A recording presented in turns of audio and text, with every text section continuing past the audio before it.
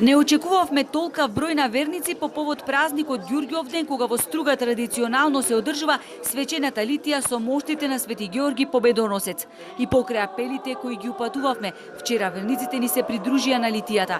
Јас не можам да посочам кој е одговорен или дали некој потврди, иако можам да речам дека ситуацијата на некој начин излезе од контрола, но не по вина на црквата нити на полицијата, вели отец Васко Голабовски. Имавме состаноци апсолутно.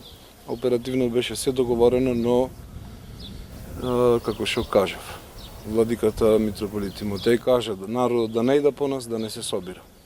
Дури вечерната надворе служевме за едноставно да помини низ дворот, да го согледа ова богослужење и секој да се замени дома. Дури ни тоа не се испочитува. Не можам против никој ништо да речем.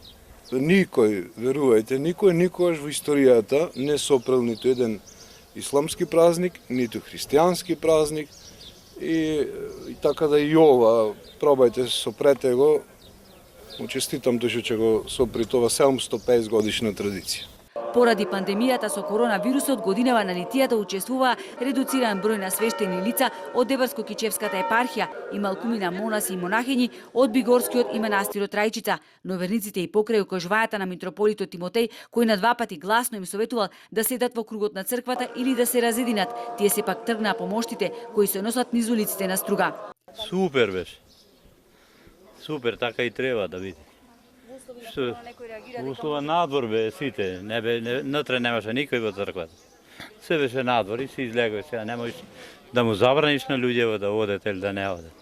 Не можеш толпа маса да контролираш, нит закон, нит обичен, тоа е некој духовен порив на луѓето и тука не можеш да ги спречиш. И нема сила што може луѓето кој е верник сака да присуствува на тој чин, а во главно мислам дека фамата е голема зашто јас бев сред центар, имаше сепак и дистанци, не беше така како што изгледа кога масовно гледаш оддалеку сликата.